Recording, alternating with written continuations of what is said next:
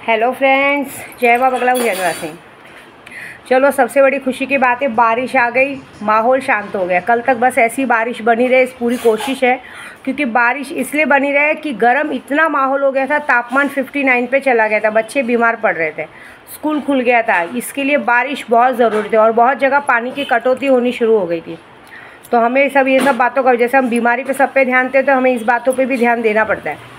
तो चीज़ें तो अच्छी है, बस कोशिश यही रहेगी कि कम से कम 2-3 दिन लगातार बारिश होते रहे, जिससे कि ये माहौल पूरी तरह से ठंडा हो जाए। ठीक है। और दूसरा, आज कामाख्या का दूसरा दिन है, मैंने सुबह भी बताया था।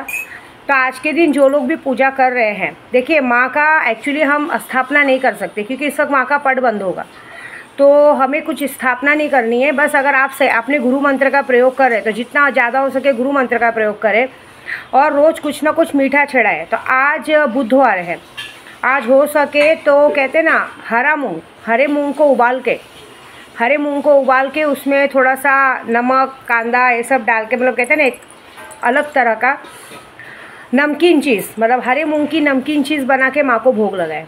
इससे ये होगा कि अगर आप किसी बिज़नेस में है, काम धंधे में, और अगर आपका काम धंधा नहीं चल रहा है तो चलने लगेगा, पैसे आने लगेंगे।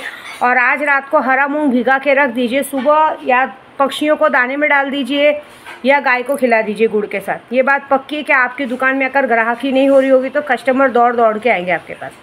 ठीक है। और बाकी जितने लोगों ने भी मुझे मारण क्रिया, वशीकरण कल के तारीख में दिया है, उनको भी ये रिज़ल्ट है कि 22 तारीख को शनिवार का दिन पड़ रहा है, 22 तारीख को उनको रिज़ल्ट आ जाएगा। एक्चुअली बहुत सारे जन 21 तारीख को पूर्णिमा मना रहे हैं, उस दिन वट सावित्री पूजा है। उस दिन सारी सुहागनें अपने पति के लिए व्रत रखती हैं, चतुर्थी का दिन है। तो वट सावित्री चतुर्थी ये दिन पड़ रही है, लेकिन पूर्णिमा 22 तारीख को पड़ रही है, ऐसी बात है। तो वट पूर्णिमा की कहानी तो मैं जब वट पूर्णिमा करेगा तब बताऊंगी। कहते हैं ना, 7 जन्म में अगर एक ही पति चाहिए तो औरतें पीपल के पेड़ के पास राउंड करके, नहीं बरगद के पेड़ के पास, सॉरी, वो करती है। तो भगवान करे जो भी ये व्रत रख रही है सदा सुहागन रहे, उनके पति की उम्र बहुत लंबी हो, काम काज सब कुछ अच्छा हो और उन्हें आने वाले ज़िंदगी में कभी किसी दुख का सामना ना करना पड़े। एक माँ होने के नाते यही आशीर्वाद दूंगी मैं। दूसरी बात है कि जिन लोगों का मारण क्रिया मैं खुद भी कर रही हूँ, कुछ लोग अपना दिमाग लगा रहे, तो एक ही बात कहूँगी कि तुम्हारा मारण क्रिया तो मैं ऑलरेडी होली से कर ही रही हूँ, है ना, लेकिन एक समय का इंतज़ार हो रहा है। लेकिन लकीली सरप्राइजिंग बात ऐसी है कि तुम्हारे लोगों ने ही हमें तुम्हारा मारण क्रिया का काम दे दिया है।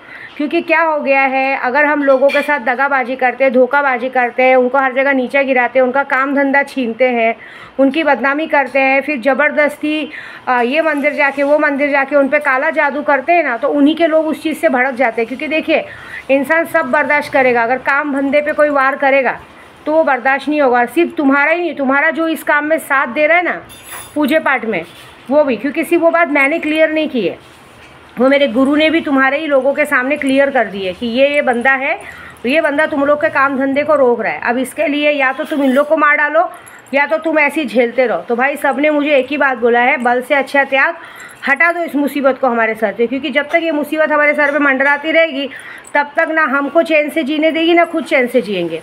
तो सीधी बात है, चलो क्या है ना, बकवास करना बहुत बड़ी बात है। क्योंकि तुम जैसे लोग नमक हराम होते हो, जिसकी थाली में खाते हो उसी में छेद करते हो, जिसके यहाँ पे तुम लोगों को खाने पीने सब कुछ मिलता है ना, तुम लोग उसी के साथ गलत करते हो। इसके लिए भगवान कहते रहो, भगवान की लाठी में आवाज़ है। तुम एक के साथ बुरा करने को देख रहे हो, यहाँ पे 15 लोगों ने सिर्फ एक बंदे का काम मुझे दिया है कि इसको मार डालो, जो पैसा रहेगा हम देंगे। मुझे पैसे नहीं चाहिए। और वो छोड़ो, यहाँ तक कि मरने की खुशी में एक वीरा आई के मंदिर में नीचे से लेकर ऊपर तक सीढ़ियों पे चल के जाने का मन्नत मांगा है। वाह, मतलब सोचो कितनी शिद्दत से, मतलब किसी के जन्म ने, किसी के पैदा होने की विश मांगते देखा है मैंने एक वीरा में, कि अगर मेरे को औलाद हो गई या हो गई तो हम आएंगे टोकरी में बच्चा लेके।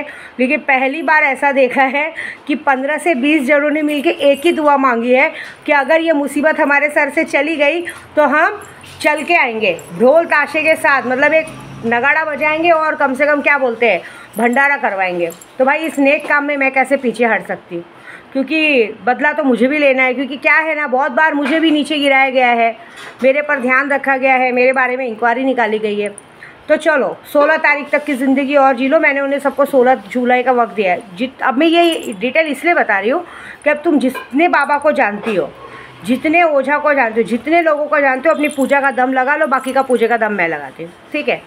देखिए मुझे है ना धोखेबाजी, बेईमानी, झूठ बिल्कुल पसंद नहीं है।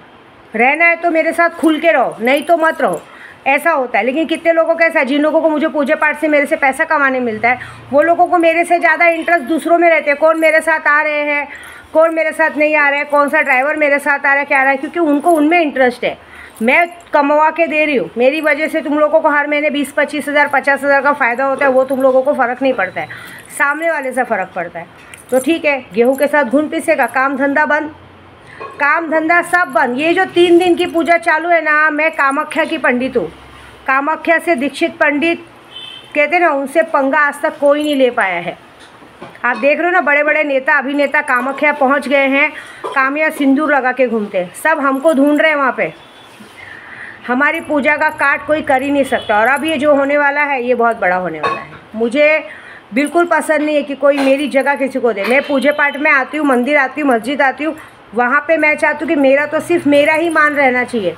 मेरे साथ आए नौकर चाकर को मान देना बहुत बड़ी गलती है, क्योंकि मैं उनकी औकात तक नहीं जाऊँगी, लेकिन उनकी कैपेसिटी नहीं है, क्योंकि वो बेईमान है।